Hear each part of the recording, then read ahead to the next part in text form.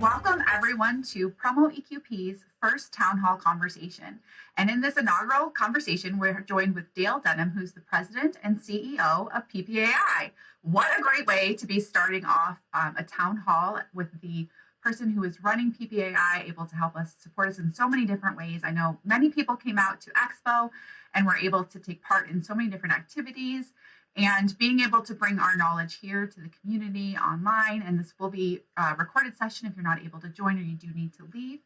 And then after Dale's presentation, we will have a question and answer session. So please go ahead and submit questions if you have them, and we'll put him on the hot seat after he has his presentation finished. Welcome, Dale. Thank you. All right, well, it's good to be here with you today. I appreciate you guys taking time out of your schedule. I'm going to move quickly through industry updates, sort of where PPAI is headed, where we can help you, and focus you all on a couple of different areas where we can be helpful to you. And so I'm going to jump right into that presentation at this point, and I'll look forward to your questions either as we go or at the end. So the first thing I want to share with everybody is that PPAI has embraced a new vision. And for us, the vision is not about who we are as an organization, but what the industry is. And the way we look at this is essentially that promotional products are universally valued and essential to every brand. And that is our vision. And if we succeed at this, that means that your customers will always think of promo when they're making their marketing plans, as opposed to at the last minute calling you and say, hey, what can you get me next week?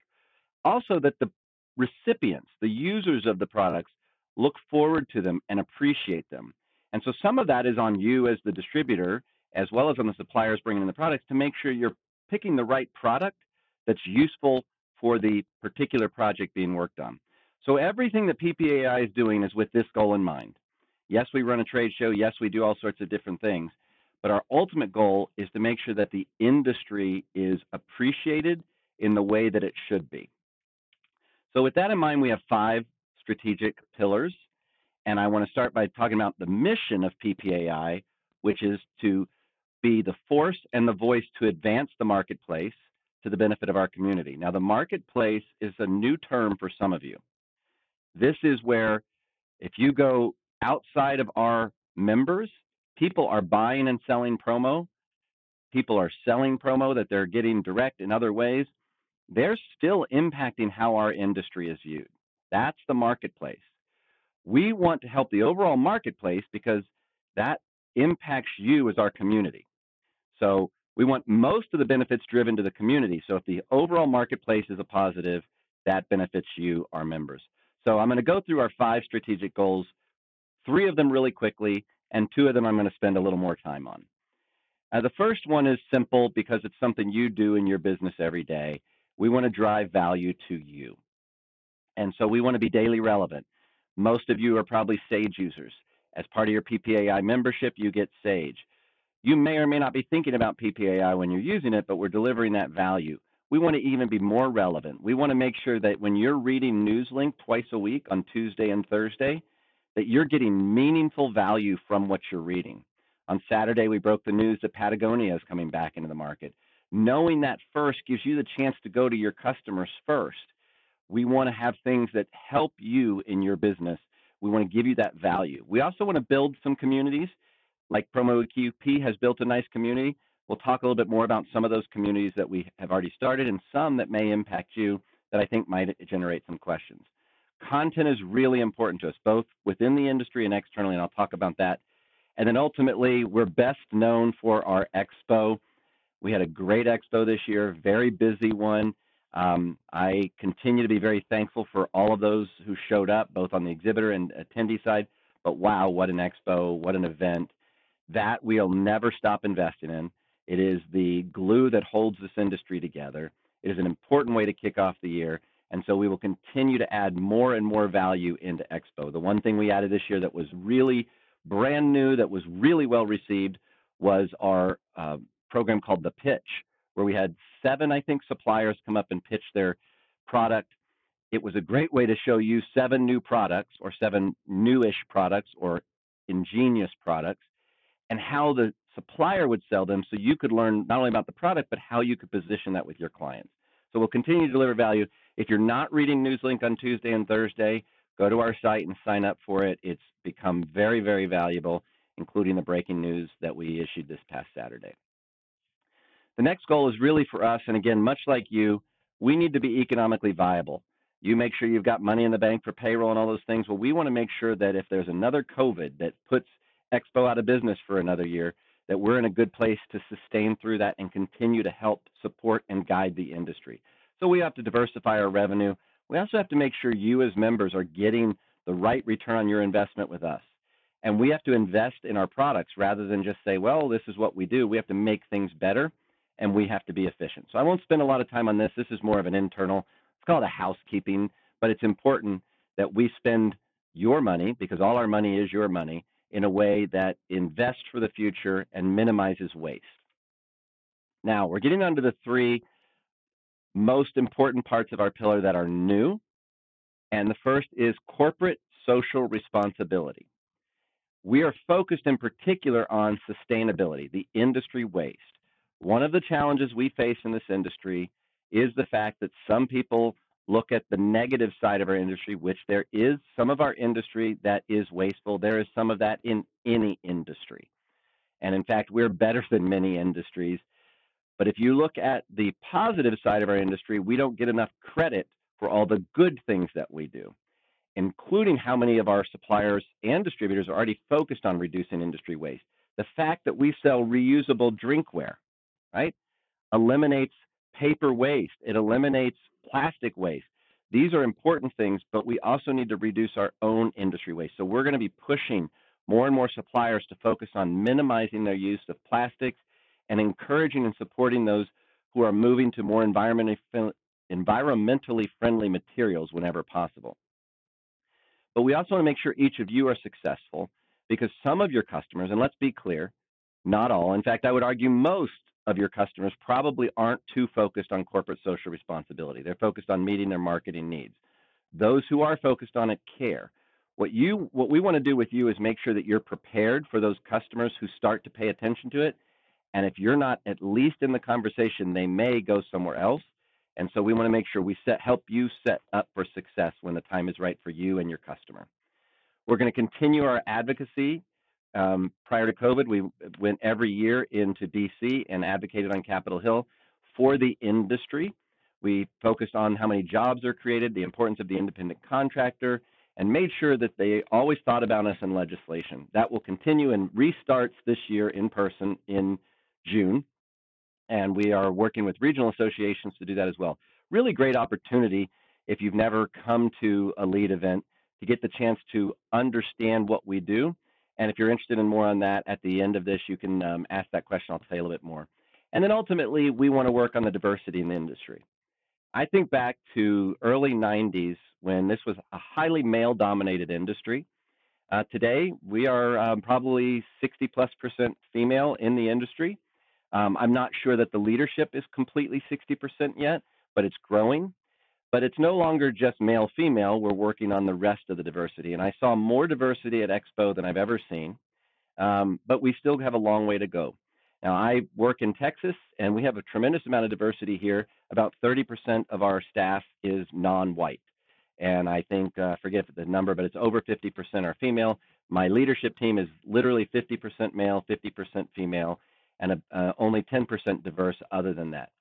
So we have a long way to go, and we want to set the right example for the industry and welcome people in, because people go where they feel comfortable. And so we want to continue to encourage that diversity. But ultimately, it's all about corporate social responsibility. What you'll hear most from us is on sustainability. Now, this is where it gets exciting, because you are most interested, or many of you are most interested in how it impacts your business today. And one of the biggest problems in the industry is, do you have it in stock? What's the status of my order? You're wasting probably 20%. During COVID, it was 50% of your time chasing down things that if your computers were just talking to each other, the information would be there. So we are making a big push to facilitate digital transformation through industry standards, general efficiency, and trying to drive data-driven decisions. The biggest news and initiative we have around this is Promo Data Exchange, which is in partnership with Sage, so that we're working to get most, if not all, but I would say all, the long way to go, but most of your significant suppliers delivering you inventory and order status right within Sage. You should not have to call a supplier to find out if a product is in stock. Now, this is not going to solve every problem, because if you look at it today, somebody can place an order for 5,000 pieces tomorrow before you place your order, and it can be gone. Those things will still happen, but you should be able to see live inventory in Sage, or nearly live inventory, without having to make a phone call or without having to go to the supplier's website. Eventually, we want to do more than just inventory and order status, but those are the ones that matter most to you as a distributor, and in fact to the suppliers as well. We've also started to work on communities, and one of the communities we put together is a NetSuite community. Now, NetSuite is for larger businesses typically, although there's some small ones using it, and we use NetSuite. And the idea here is we want to build communities where you, our members, are using the same product and help you get the most out of those products. So you notice I have QuickBooks outside that green box with a question mark, because the question is, how and when do we put this together? Because there's thousands and thousands of QuickBooks users doing things very different. If we can create best practices for QuickBooks and create a community around it, it will impact most of you. So digital transformation is something we're very excited about. We're using Promo Data Exchange as our primary push. We've had almost doubling of the effort from last year to this year, success rather, just in the first 3 months of getting that data. This is what it looks like in Sage if you haven't noticed. Over here, I got to do it over here. Over here, you'll see that what's in stock, and if you were to click the details, you get to see what colors are in stock, and it shows you when it was last updated.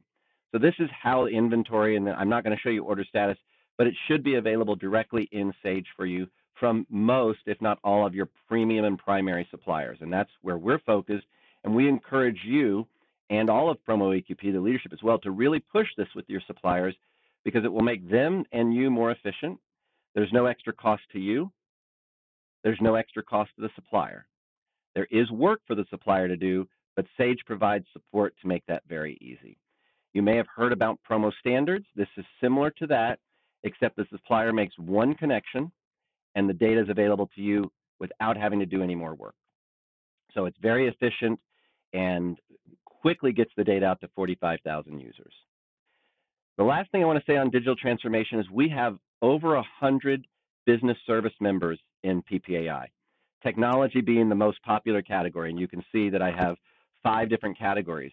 Company stores are growing like crazy. Most people don't realize there's over a dozen people supplying company stores. Now, we love Sage. They're our technology partner. We think they work best. They should be your first stop. But not everything works the way we want or Sage wants for every one of our members. So there's all these other alternatives that offer company stores. There's ERP systems. Some of you may be looking for NetSuite or others. There's order management. Again, we think Sage has the right order management for the majority of our industry, but for some people, they want something else. Same with product search. Beyond that, there's all sorts of business services available. General consulting, marketing, logistics, general industry product testing, credit services, and artwork design. Go to ppai.org/business services list, and you will find all these options, and you can click them and learn more about what they offer. This is a really helpful tool when you're searching for a solution to a problem. You will see this change and grow later this year. Our goal is to have over 200 business services providers focused in this industry. Technology will continue to be the primary area that most people will be interested in. Again, I want to stress, we think Sage is the best solution for the majority of our members. And so those of you who are using Sage may not need to check out every other piece of technology, but the other pieces are out there for you as well. The 5th and final portion of our strategic plan is to be the voice of the industry. This is both internal to the industry, that news link side of things, but it's also to really work on the external voice. So the easy campaign to remind everybody is the Got Milk campaign, or Pork the Other White Meat. Those were multi-million-dollar deals where they could afford to spend money outside and change impressions with one budget. We don't have that big of a budget, but we do have a budget, and we're investing more in this than ever. Right now, we're focused on creating the content, and I'm going to show you a few ways we're using that. and also the full-blown research around it that is going to help us change the industry, the perception of the industry, but also give you tools to better sell and use the information to help you in your presentations, both to sell the right product, but also to help elevate the industry. Because if we give you these tools, which all of our members have access to, you are able to use them. And so we are no longer responsible to spend $100 million promoting the message, because we have a sales force of 100,000 people using the data and the information that we provide you. So this is where I want to spend the rest of my time before we get into Q&A. I want to start by pointing out that we announced at our expo, you've probably heard this, that we were over $25 billion for the first time ever. Super happy about that. Now, some of that's inflation. Either way, it's a record. Inflation has existed. What we saw was people buying more high-end products, which is good for our industry. Now, as the economy shifts, that could bring a shift in that, and we could see a flattening out of this. But overall, you can see our industry continues to grow. Our final data showed $25.5 billion in sales last year. That is data to be proud of. In fact, it puts us fourth on the fastest growing list of medias. And if you look, we're fifth overall in place. One of those people who beat us was cinema, which came out of $0 basically, 4.4 million in 2021, up to 7.3. This slide is available to you in our toolkit, which I'll talk about more. This allows you to show this to your customers as part of your presentations. Use this data. People don't realize how big our industry is. One of the other things people don't realize, promotional products are more than promo. In fact, my kids refer to what I do as merch. Branded merch is growing. Corporate gifts, incentives, swag has been out there for a long time. Whatever you call it, promotional products work, but our customers, your buyers, are using the term merch more and more. So we are encouraging you to embrace merch. We're embracing merch. Now, we're not changing the name of the association. We're embracing merch as a part of promotional products, just like incentives or even signs. It all fits in. And people love to talk about merch. And this is one of the reasons we're seeing company stores grow. I'm not as big of a fan of swag. I'm not anti-swag. But swag is something that has a negative connotation for some, where I've yet to find anybody who really doesn't value the term merch and isn't willing to pay for merch. So we like the term merch, and we want merch and promo to become synonymous.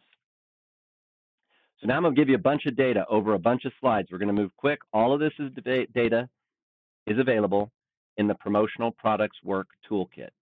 And you can download that off of our website at the end of this presentation or anytime just by searching PPAI Promotional Products Work Toolkit. And you can get most of what I have here. Some of this data is brand new and won't be available until next month in that toolkit.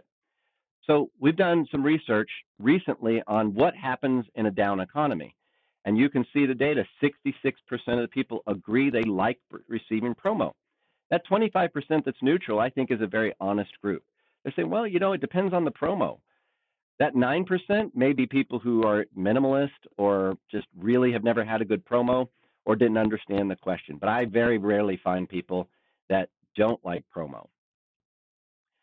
Again, all these questions right here, we're in a down economy. 59% want quality over quantity. This is a really good statistic for you to share in your discussions with buyers. They may be looking at the low end. You should show the low, medium, and high of the same type of item that could meet their needs.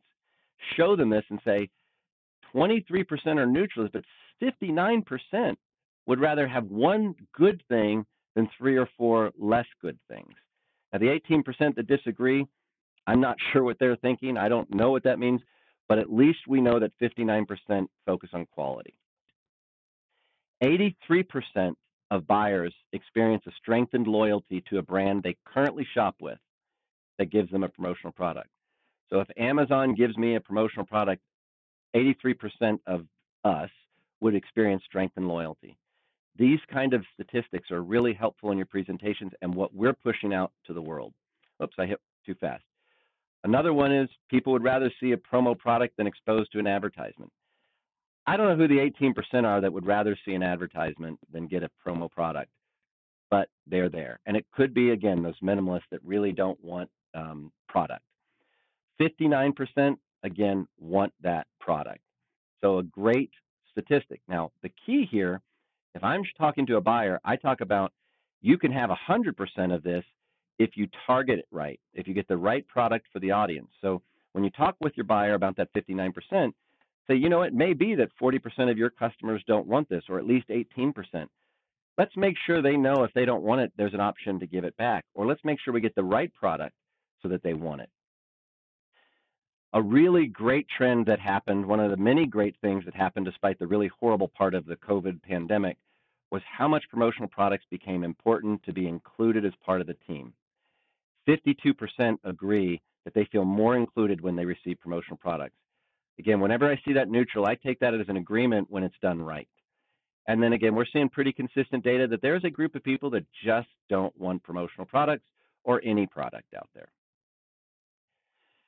Here's a stat I really like, because sometimes promo products are given out at trade shows where you don't know, and they might end up being moved around. 61% of the people will take the time to say, there's a logo on here that I don't recognize. Let me look up who they are and what they do. 61%. That's fantastic. And again, that pass along that we get in our industry really helps make this a valuable statistic. Again, you can use these any way you want, but 73% are more likely to consider purchasing from a business that gives them a promotional product. 100% have said they will go out of their way for promotional products. Now, this is an interesting statistic, and I think is really well backed up. If you've ever been to a event where they're handing out free promo towels, people will wait in 10-minute lines hoping to get one, especially if you're giving away a hat or a T-shirt. They'll wait for an hour. This is a really great point, but again, I want to go back and say, only if it's useful. I'm not going to wait in line or go out of my way for something that isn't useful to me. This statistic is great because most advertisements are forgotten quickly. If you use the right product, 90% of the people have remembered the brand on a promo product. Fantastic recall, especially if it's continually sitting in front of them, and that again goes back to being useful. This is another team building. They feel appreciated, 62% agree. 75%, this is another way to look at some of the data we shared before, but the key here is if you take a company that didn't give me a promo product that's equal to a company that did, I'm more likely, 75%, I'm more likely to buy from the company that gave me the product, even though I know this other one equally well. So we'll use a simple example of a dentist. If I've got two dentists, one that my wife uses and one that I use, and my wife's dentist gives us a promotional product, 75% of people are more likely to do business with that dentist than the one who did not give them a promotional product. Now, this one I think should be more like 100%. If you go to an event, think of not so much a trade show, but a sales event, or when your group got together at Expo, if somebody handed you a mug during that event or whatever the promotional product was, you are connected with that event, and if done right, it's enhanced the experience of the event. So as summer comes around, sunscreen enhances the experience of the event. And I remember, oh yeah, the organizer gave me sunscreen or the sponsor gave me sunscreen. 62% think positively of a brand that they can't afford but they receive promo products from. 27% are neutral. And 94% of people like receiving promotional products.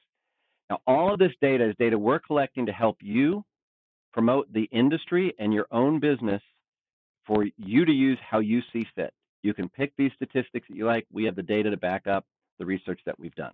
And what I'll end the statistics with today is 99% of people who have received a promotional product have kept them. Now, it doesn't mean they've kept them all, but they've kept the ones that matter to them. And to me, this is one of the most valuable statistics that you can use. When you talk to your client and you're talking about meeting their needs, and you show them this, you say, but it requires you to pick the right product. It requires you to pick something useful that your customers want and will keep. And let's talk about that. If they want to give away something that you don't agree with, you still need to promote that, give them what they've asked for. But it's your job to communicate to them what might work that would be kept longer than just another thing that might not be kept a long time. So with that, I want to show you we're taking a lot of this data and more and making it available on promotionalproductswork.com. Now, we're in the very early stages, but if you go out there today, you'll see content, you'll see images. over the next year. That's going to grow and grow with the ultimate goal of having all sorts of great case studies and information for your buyers if they stop by on their own, or for you to download and reshare or just link them to it to inspire the buyer. We also have an online event. In fact, it's next Tuesday, I believe. What's today, the 21st? Yeah, next Tuesday, called the Promotional Products Work Expo. And that is where we have about a 40-minute video. This is the first one we did. The next one we did, it still includes the woman on your left, I think, my right, Angie, but I take the place of the other commentator. And in this upcoming edition that's next week, we really focus on not only just the enhancement of promotional products, but also the importance of working with your distributor to create the strategy. So I encourage you to bring a client next Tuesday to watch this. But if you're not ready to bring a client, at least come yourself, because we'll be doing it again in the fall with other new products. I'm going to show you just a little bit more about that. This is the area where we shot the videos. There are actually 6 different scenes that we used.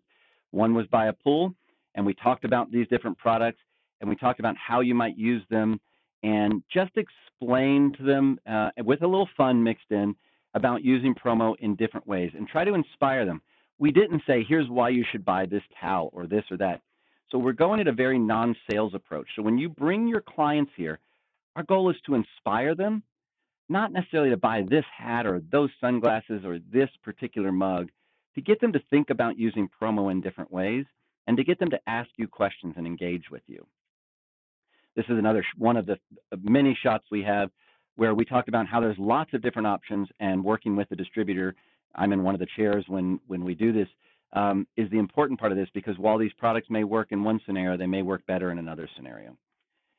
And then after the video, they can go in and browse these products, and the products then, everything they look at, you get a report of. And we keep all that data just to you. The supplier doesn't see that BMW clicked, I like this. The supplier sees that you had 5 different clients that said they like this. The supplier can follow up with you and say, oh, I saw your client, they don't know who it was, like this product. Is there anything I can get you? A sample perhaps? Can we talk about it? You can also chat with your clients in real time. If nothing else, inviting them to this event reminds them about promotional products, reminds them about you. So you could say, do you have anything coming up? You might want to attend this event. And even if they don't respond, you had a reason to reach out to them. So I highly encourage you to attend and bring your buyer next week on March 28th to the expo. If you go to promotionalproductswork.com, it'll show you the ways to register for the expo. And with that, I'm going to end my presentation. We covered a lot. I spent a lot of time on talking about what we're promoting the industry as, because that's a really important part of our job as a trade association. We're also focused on that internal side, promoting the industry internally, elevating corporate social responsibility, but also helping you be better equipped and prepared to talk to clients who are looking for that. And then ultimately, the efficiency of this industry, that digital transformation, we are going to work really, really hard to make a significant impact in a short time, but also over the next 5 to 10 years, so that, let's say within 5 or 10 years, we're actually at a point where you're sending orders directly into people's systems and they're being accepted right away. And the reason I say that's going to take 5 or 10 years is there's a lot of work to be done between now and then. It may be 3 to 5 years, but it's definitely not 1 to 2 years. But it's got to start somewhere, and the first place we want to start is making sure you have access to the data you need. And with that, I'm going to ask, I guess, Jessica to come back on, and I'm going to stop sharing my screen. Thank you so much, Dale. That was so interesting, and I love all the statistics and the information that people can use. And I know we've had a couple of comments asking if they can get this toolkit, and this is going to be available, right? This is the press toolkit. I know this has come out a couple of times. So yeah, so if they Google Promotional Products Work Toolkit or go to our website, ppai.org, they will be able to download the toolkit. They have to send an email because we need to track who it's going to and make sure they're a member. Oh, for sure. And for anybody who's out there in the audience, these are great to put on your social media. I know I'm always about digital and social media, but these pieces are so interesting, especially to your clients who haven't been in this industry as long and maybe haven't heard these kinds of statistics before. So thank you. Now, there's so much information that's constantly evolving, especially in our industry, and technology is not the only thing that's rapidly changing. There's buyer purchasing, supplier consolidations, methods of communication, social media, different kinds of communication factors, and it all affects distributors' business. Now, how does PPAI keep up when there's so many things that are changing all at once? Well, one of the key ways we do is through our media team. We've doubled or nearly doubled the staff in our media team because a big part of what we have to do is follow up with suppliers to understand that. And our partnership with Sage also does that, right? Because Sage is the industry sourcing tool. And so when people do change and consolidate, that information is updated in Sage. Products are taken off and added in Sage in real time. And part of what we're doing is getting suppliers to integrate their data in real time so that their pricing is current all the time. So between our media team and also we go out and visit. So not just at Expo where we try, although I unfortunately was not able to get to your event, we try to meet with as many people there, but we also meet all around the country on a regular basis. So it's a lot of meetings and understanding, and that's a big part of what we have to do at PPAI. You have to keep track of all the different trends, just like having Patagonia, like you mentioned, coming back to our industry. That was kind of surprising. Like, why do we have them? I've never seen a supplier leave and then come back, which it says something about our industry and how important it is. Kind of what was your perspective on that? Can you explain a little more in depth about how they're coming back to our industry? Sure. So Patagonia is best known for being very, very earth friendly. Hmm. People who wear that brand typically, not always, but typically are more environmentally conscious, and they actually want to brag about that by wearing Patagonia. It's also a high-end brand, so even if you're not, you spend a lot of money. It's the Tiffany, if you will, the blue box. And what they thought about 2 years ago was if you put a logo on a jacket, somebody's likely to throw that away. Well, that was a very narrow-minded interpretation, and I don't know if that was truly their reasoning. I think it might have been supply chain oriented in a way to handle better purchases. I don't know that, but it definitely is relatively consistent with their brand. Keep it exclusive, keep it limited. And so, for whatever their true reasons were, they pulled back out of the industry. Now, they just last week came back and said, on a very limited basis, we're allowing logos in certain places. And their story is very good. And I believe them to be mostly a company of integrity. I don't know them well at all. So when I say I don't know what their true story is, it's just because sometimes people don't always come forward. Patagonia seems to be one that's pretty forthcoming. And they've now developed a process where if you have a Patagonia jacket with a logo on it that you don't want, there is a process to cut that out and fill it back and take care of it so it doesn't end up in the landfill. So I would say Patagonia is consistent with PPAI's vision, or we're consistent with theirs. We don't want promo ending up in the landfill. I don't care if it's Columbia, North Face, Patagonia, or Bose. I want those products to be used and I want them to be appreciated.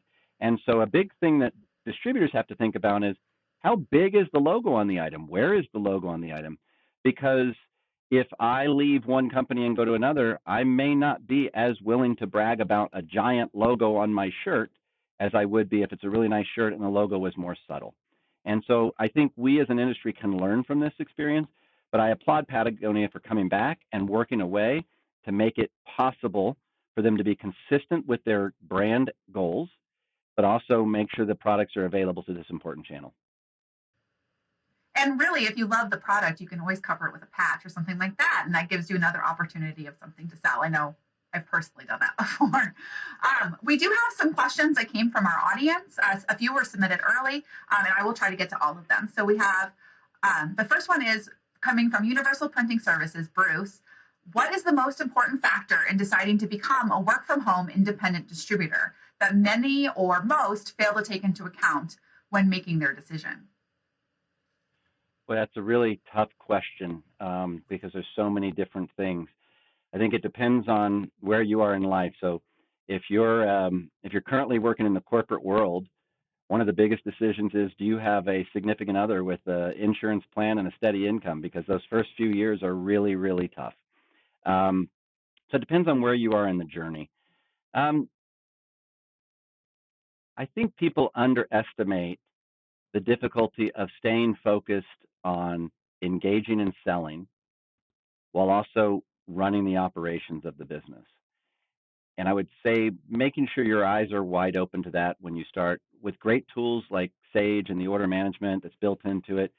You can do a lot of things really well, but it still takes time. And in the post-COVID world where 25% of the world is no longer working in the office or whatever the number is, you're not able to go visit, and there's not as many networking opportunities to go create that new business. And you're competing more with the online sellers in that case when you're just sending out emails. So I would say the biggest thing people need to think about is if you're starting, where's your income while you starve, like in any new commission only business? And if you're past that, what are the right tools that you need to run your business and right people? It may be that you need support to do the back office stuff because you're a great salesperson. Well, I know you and I met through Promo Kitchen. So getting a mentor is so important. Find someone who's been in the business and learn from them. I wish I could go back and tell my early self to go and get a mentor. But that's such a great way to kind of build your network too. Now, we Agreed. do have a question about private equity. So I know we've had a lot of mergers and acquisitions, buying, and things like that. What role can PPII play in educating distributors on the private equity companies that are purchasing previously family owned supplier businesses? And does PPI work with those private equity organizations to introduce them to our industry and kind of help get them transition? This is from Jeffrey with the Caskey Group. So I would say that the private equity firms are typically looking for pretty large firms. 5+ million is the smallest that I've seen a true private equity firm really interested in, and most are really interested in 25 and 50 and $100 million, or at least those willing to grow.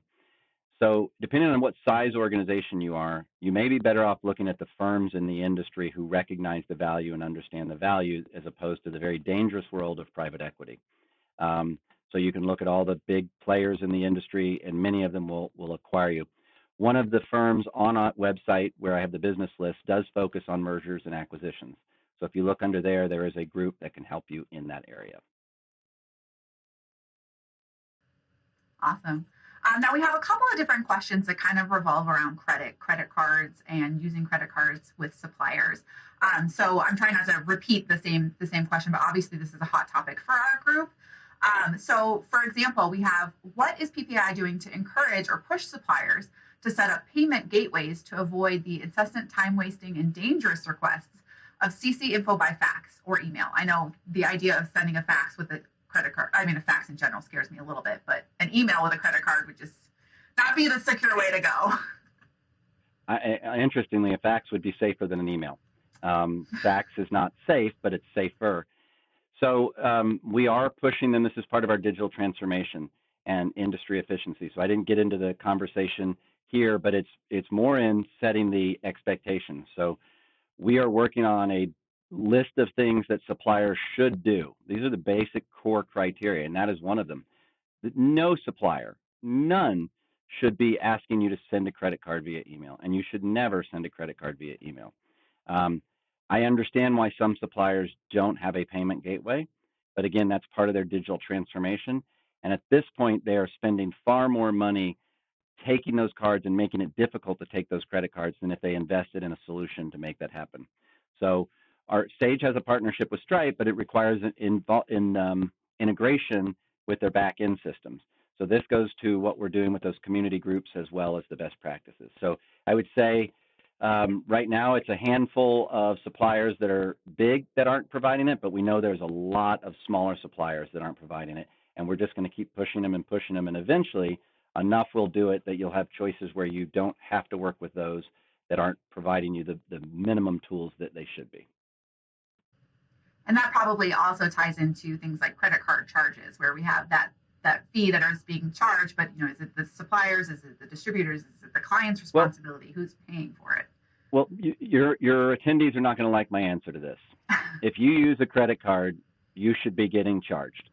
So most credit cards cost me or whatever business you 3.5%.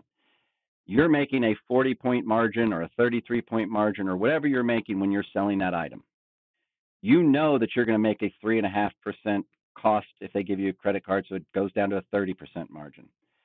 The supplier is publishing their list, and with your group getting in quantity pricing, not knowing which you're going to pay by credit card or not. And if they were to add in that 3.5% or even 2%, for those that are paying cash, they're paying 2% more. And if you're using a credit card, you're getting a 1.5% discount essentially. So I believe, and you're not going to like this, I believe most suppliers should be charging a fee for using credit cards, whether it's the full 3.5%, I don't know. That being said, I know it's not popular. I'm not out there preaching that to suppliers. I'm not saying this is the standard, but I think you as distributors need to realize it is a real cost to that supplier, and you don't want them just raising their prices to cover that on everybody because you have the option to go either direction. I definitely encourage you to get a credit card that pays you cash back, and that softens the blow. No, I totally understand. When I was consulting and I'd see that someone wanted to pay with a credit card, I knew that was 3% was going to come out of what they were paying me, which is a hard pill to swallow. So eventually I just wrote in my T's and C's.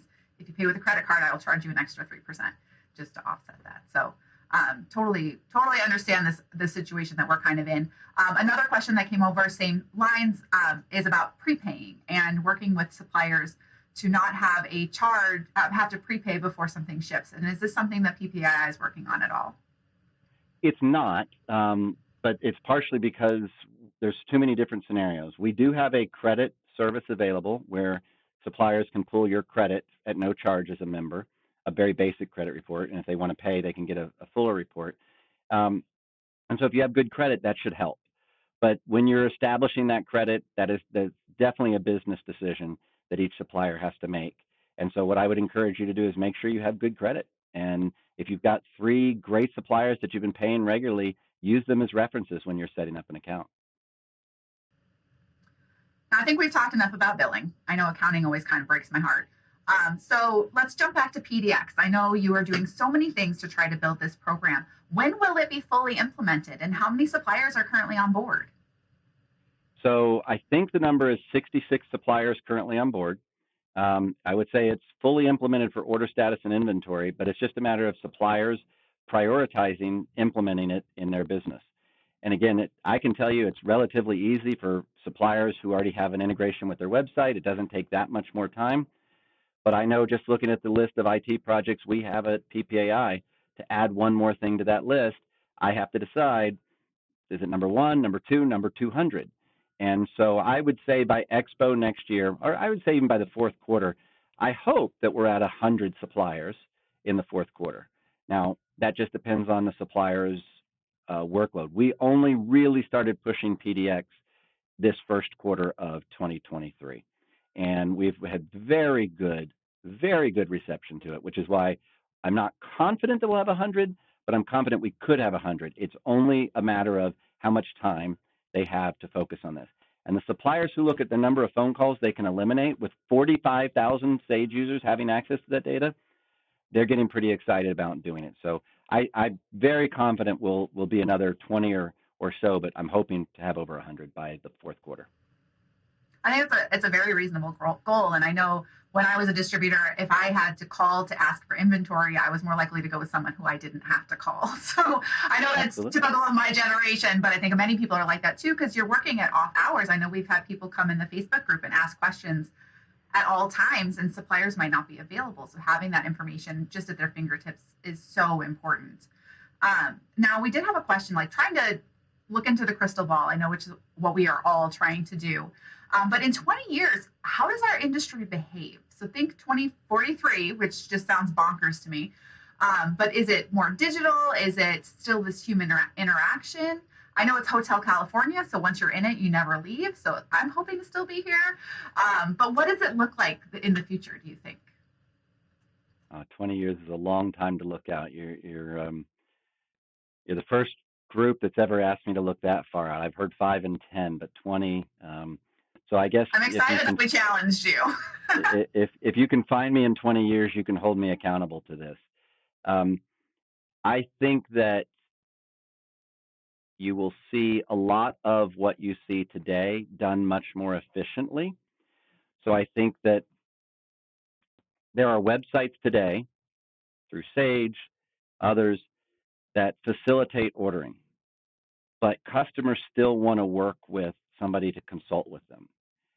And I believe AI will play a bigger role, both for people within our industry, but also the buyer to determine what kind of products work for them and in this area.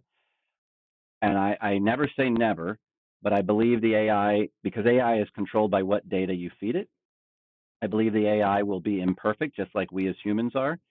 And if a human to interpret that is going to be more helpful than just somebody going into an AI and saying, I have an event, 500 people, $5. But I think AI will play a role in that. But I do think that it will be a seamless transaction once the human interaction is complete. And I do think there'll be a lot more online buying in 20 years where there's a conversation, but the transaction is barely being done via email or whatever we're using at that time. That sounds very reasonable, especially with the direction that technology is going. And I know it's not all about technology, but the idea of augmented reality that some of the suppliers have been able to implement, or who knows, I'll be putting on my Oculus and going 3D shopping at that point. It could be anything, but I think we're the ones who can really drive that too. So we keep trying to make things and evolve as our buyers are as well. Yeah, I think augmented reality has a real opportunity in our industry, but I don't yet think we've figured it out. But I think until Oculus and others, and I know Apple's going to be releasing one soon, until they release glasses that are this light, I don't think it's going to be a big game changer, because I have an Oculus and you can only wear it for so long and it's not comfortable. So, I think we're a few years away, but I'm interested to see what Apple comes out with, because they generally get user experience done right. Kind of reminds me of the QR codes. I remember 10, 15 years ago when they first came out, we're like, oh, we're going to put out everything, but you had to have an app and it had to read it and it was a whole thing. And now that they've been able to advance this technology, we really are putting them on everything. So who knows where it'll be. Well, thank you, Dale, so much. And thank you for answering all of our questions, and to all of our audience for coming and submitting your questions. We are recording this session, so we'll be able to send it back out. And if there's anything you still wanted to ask, please reach out to the PromoEQP team. We are happy to answer your questions at any time. Thanks, Dale. Thank you.